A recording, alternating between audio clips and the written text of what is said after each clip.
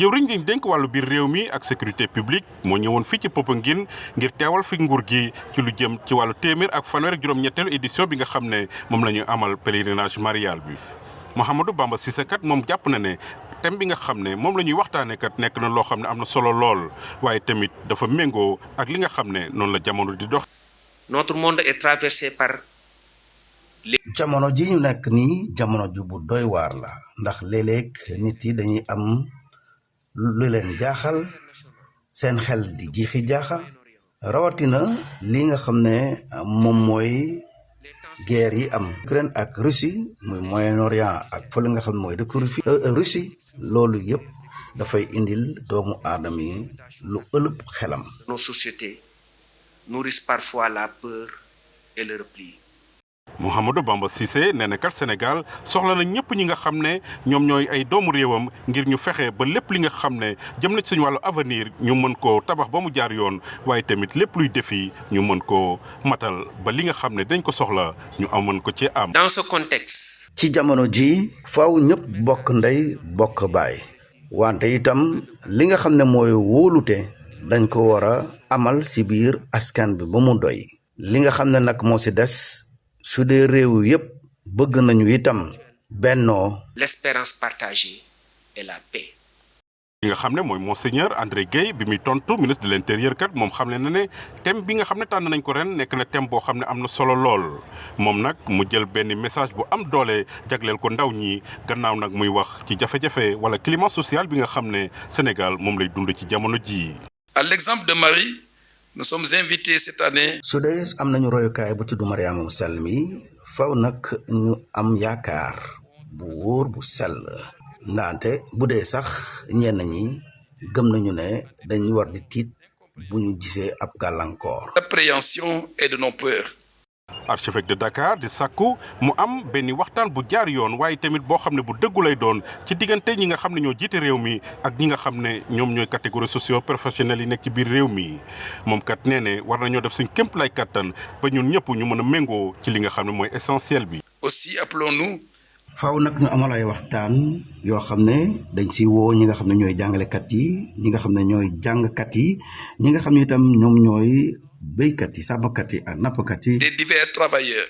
Monseigneur André Guèye moom kat ñaanal na bu baax réewum Sénégal moom nag mu rafetlu ñëw bi nga xam ne ministre de l'intérieur ñëw na ko ci li nga xam ne moom la ñu duppee continuité de l'État fi nga xam ne moo ne ci Popenguine moom mu remercier bu baax a baax ki nga xam ne mooy njiitu réew mi ci jàppale gi nga xam ne jàppale na leen ko ngir ñu mën a yaatalaat bu baax a baax li nga xam ne moo nekk sanctuaire marial bu Popenguine waaye tamit fexe ba pèlerinage bi jaar ci yoon gannaaw muy jeexal nag ñaanal na bu baax a baax ñi nga xam ne ñooy jullit ñi ci feetu tabaski bi nga xam ne moom la ñu jublu. C'est le ministre de l'Intérieur et de la Sécurité publique qui était à Popenguine pour représenter l'État à la 138e édition du pèlerinage marial.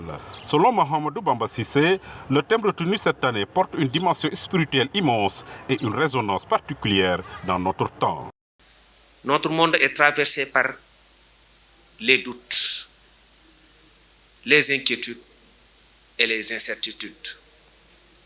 Les crises internationales, le conflit au Moyen-Orient, en Ukraine et ailleurs, les tensions sécuritaires au Sahel, les chocs identitaires, les changements climatiques sur fond de périls écologiques, mais aussi les mutations rapides de nos sociétés nourrissent parfois la peur et le repli. Il a rappelé que le Sénégal a besoin plus que jamais de ses forces vives pour qu'ensemble nous relevions les défis de ce temps et nous construisions un avenir à la hauteur de nos ambitions collectives. Dans ce contexte, votre message résonne comme une invite collective à ne pas céder. Il nous rappelle que les nations se construisent dans la confiance, la responsabilité, l'inclusion, l'écoute mutuelle, l'espérance partagée et la paix.